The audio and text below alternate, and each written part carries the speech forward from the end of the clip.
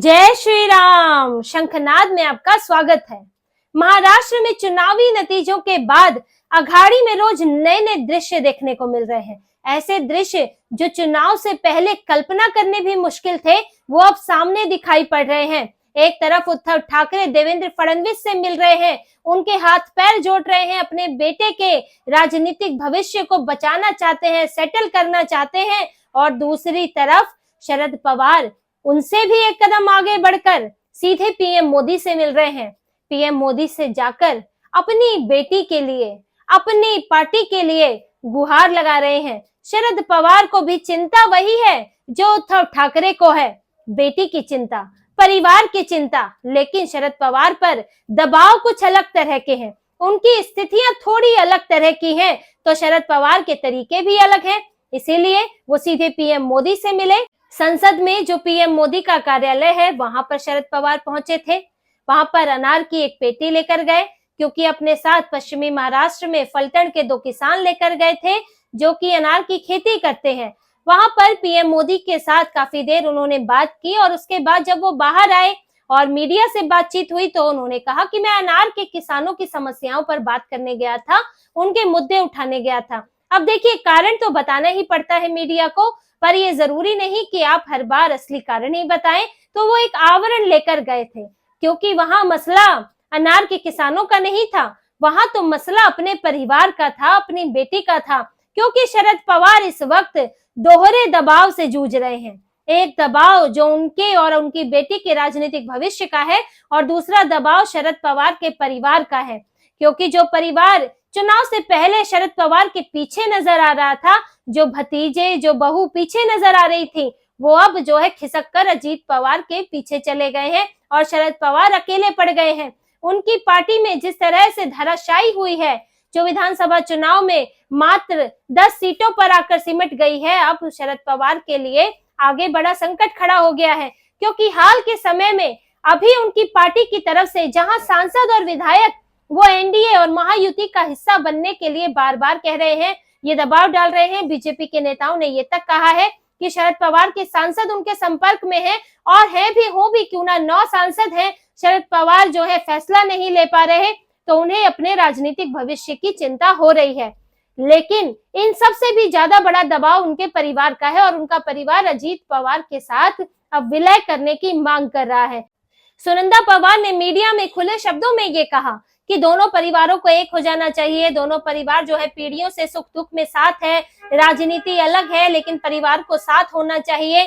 उन्होंने ये संकेत दे दिए। इससे पहले रोहित पवार ने भी युगेंद्र पवार, जो कि खुद अजीत पवार के खिलाफ लड़े थे, जो अभी विधानसभा चुनाव में उन्होंने अजीत पवार के खिलाफ जो है पर्चा भरा था, वो युगेंद्र पवार जो है वो भी कह रहे हैं कि परिवार अलग है, पार्टी अलग है।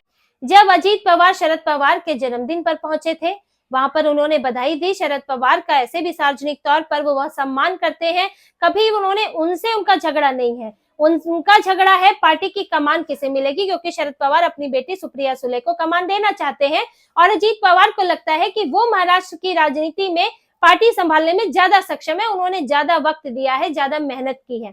तो झगड़ा इस बात का है। शरद पवार को तो वो अपने से ऊपर मानते ही है। तो शरद पवार को बधाई देने गए, पूरा परिवार एकजुट हुआ, परिवार के बीच में चर्चा भी हुई, और कहीं ना कहीं बात ये भी हुई कि अब इस तरह बटे रहने से अजीत पवार भी कमजोर हैं, उतने मजबूत नहीं है, और शरद पवार की स्थिति तो बिल्कुल ही, उनकी पार्टी खत्म होने की स्थिति आ गई है।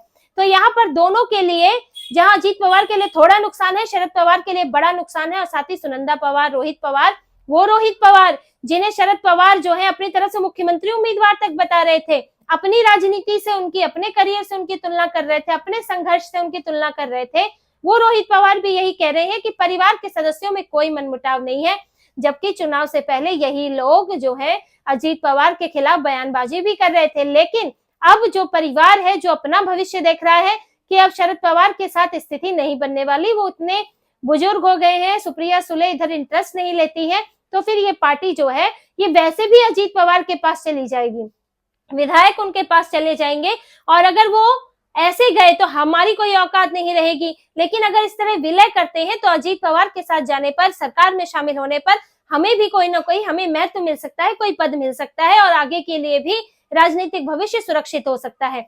तो परिवार में मर्जर की बात चल रही है। शरद पवार पर दबाव डाला जा रहा है कि अब आप पुत्री मोह छोड़िए, पुत्री को केंद्र में रखिए और आप अब यहाँ की चीजें देखिए और पार्टी को अजीत पवार के नेतृत्व में शामिल कर दीजिए।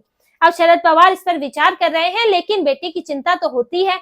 अब बेटी के लिए कब तक आप ऐसे गठबंधन में पड़े रहोगे जिसका कोई महत्व नहीं है। इंडी गठबंधन में आप कांग्रेस के साथ हो, जबकि आप ही का धड़ा अजीत पवार जो है वहां महायुति में बैठे हैं। अगर आप तुष्टीकरण की बात करेंगे तो भी देखेंगे तो महायुति में रहकर भी अजीत पवार को आपसे कहीं ज्यादा सीटें आई हैं। 41 सीटें लेकर आए हैं। लगभग आप इतनी ही सीटें आप लेकर आए थे जब आप थे, 54 करीब सीटें आप लेकर आए थे। तो कोई बहुत बड़ा अंतर नहीं है। पार्टी एकजुट होती है, अजीत पवार उसी गठबंधन में होते तो लगभग इतनी ही सीटें लाते। तो आपको कांग्रेस के साथ फायदा क्या हो रहा है, केंद्र में क्या फायदा हो रहा है। आपकी बेटी लोकसभा चुनाव जीतती है, संसद में जाती है। अगर वो एनडीए का हिस्सा होती तो क्या पता कोई मंत्री पद मिल जाता, राज्य मंत्री बन जाती। बीजेपी तो छोटे छोटे दलों को भी एक एक पद दे देती है, राज्य मंत्रालय दे देती है। अनुप्रिया पटेल को दिया हुआ है, चिराग पासवान को दिया हुआ है। तो ऐसे में बीजेपी के साथ रहने में, एनडीए के साथ रहने में उनको कोई नुकसान नहीं है। वो पहले भी जो है बाहर से बीजेपी को सपोर्ट दे चुके हैं शरद पवार। उनको राष्ट्रीय स्तर की राजनीति भी नहीं करनी कांग्रेस जैसी कि आपको कहीं और भी मुसलमानों के वोट चाहिए। और यहाँ भी बिना मुसलमानों के वोट के अजीत पवार 41 सीटें ले आए। उन्हें जो है बीजेपी अपना वोट मिला, बीजेपी और शिंदे का वोट भी मिल गया। तो इसी पर अब जो है शरद पवार ये गौर कर रहे हैं कि उनकी बेटी अगर एनडीए में आते हैं, अगर महायुति का पूरी तरह से महायुति का हिस्सा न कहे, अजीत पवार की पार्टी में विलय कर लेते हैं, क्योंकि अजीत पवार महायुति का हिस्सा है ही, तो फिर वो अलग से शामिल होने की जरूरत नहीं है। वो अजीत पवार की पार्टी में शामिल होंगे, उसका बोझ महायुति पर नहीं है कि किसको कहाँ जगह देनी है, वो अजीत पवार के ऊपर है। अगर वो ऐसा करते हैं तो महाराष्ट्र की राजनीति से शरद पवार तो मार्गदर्शक बन के रह जाएंगे, सिर्फ संरक्षक बन के रह जाएंगे। इसीलिए तब उनकी बेटी के लिए कुछ नहीं बचेगा। हो सकता है कि कल को बात यहाँ तक आ जाए, पारिवारिक झगड़े का क्या कहें, जब अभी तोड़फोड़ हो गई तो कल को या सुप्रिया सुले के लिए लोकसभा भी जीतना मुश्किल हो जाए। ये भी स्थिति बन सकती है, क्योंकि पार्टी की स्थितियां हैं, जो जितनी सक्रिय रहेगा, जितनी मेहनत करेगा, उसके लिए उतनी जगह होगी। अब इसीलिए वो चाहते हैं कि उनकी बेटी सुरक्षित रहे। अगर वो एनडीए के साथ आती हैं तो यहाँ पर उनको भी कोई विशेष पद मिल सकता है और आगे एनडीए के साथ रहकर उनके लिए आगे भी लोकसभा सुरक्षित रह सकती है, क्योंकि अभी तो उन्हें बीजेपी में ही भविष्य नजर आ रहा है। तो ये सब शरद पवार जो है ये सोचकर अपने लिए, अपनी पार्टी के लिए, अपनी बेटी के लिए सोचकर ये सब तिगड़ में लगा रहे हैं। इसीलिए वो सबसे कम बयान दे रहे हैं। विपक्ष के नेता की मांग भी उन्होंने नहीं की, हालांकि उनके पास सीटें भी बहुत कम है, लेकिन दावा तो वो भी कर सकते थे। 20 सीटों पर उद्धव ठाकरे भी कर रहे हैं, 16 सीटों पर कांग्रेस भी कर रही है, तो वो भी 10 सीटों पर अपने विधायकों के लिए वो भी एक मांग कर सकते थे। लेकिन वो इस पर कुछ नहीं बोल रहे हैं। वो ज्यादा जो है तीखे बयान देते नहीं दिख रहे हैं, बीच बीच का रास्ता अपनाते हैं। पीएम मोदी से भी मिल लिए, यहाँ तक कि शरद पवार ने पीएम मोदी को एक न्योता भी दिया है। दिल्ली के तालकटोरा स्टेडियम में 98वां मराठी साहित्य सम्मेलन होने वाला है, जिसके उद्घाटन का न्योता उन्होंने पीएम मोदी को दिया है कि पीएम मोदी आए और उस साहित्य सम्मेलन का वहां उद्घाटन करें। जबकि मराठी के मुद्दे को लेकर शरद पवार ही सबसे ज्यादा पीछे पड़े रहते हैं बीजेपी के, और वही जो है मराठी साहित्य सम्मेलन के लिए पीएम मोदी को न्योता दे रहे हैं।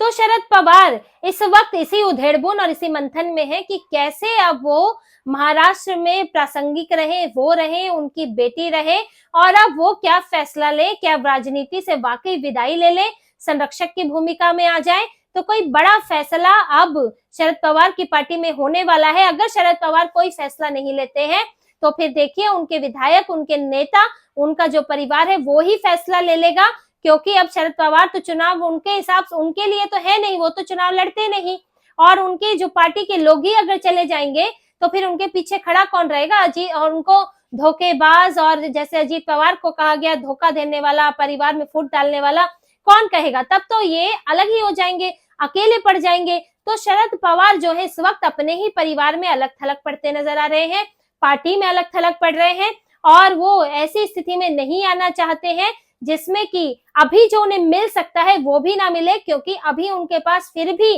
पार्टी के लिए फैसला लेने की ताकत है। अगर वो ताकत भी चली गई तो फिर ना उनकी बेटी की कोई महत्व रहेगा, ना उनका कोई महत्व रहेगा। और इसीलिए शरद पवार, क्योंकि वो अपने जुगाड़ में तो लगे ही रहते हैं, वो हमेशा से जुगाड़बाजी करते रहे, चाहे शिवसेना को तोड़ना हो, बीजेपी से गठबंधन तोड़ना हो, वो सब जुगाड़बाजी उनकी रहती है। अपने बल पे वो कभी नहीं सत्ता में आ सकते और इसीलिए उसी जुगाड़ में वो अब भी लगे हैं। तो ऐसे में अघाड़ी में, पवार परिवार में किसी बड़े बदलाव के संकेत मिल रहे हैं, कोई बड़ा फैसला होने के पूरे आसार नजर आ रहे हैं। तो इसी तरह की और खबरें और विश्लेषण आपके लिए लाते रहेंगे। हमसे जुड़े रहिए, सब्सक्राइब कीजिए, कमेंट कीजिए। बहुत बहुत धन्यवाद। जय श्री राम।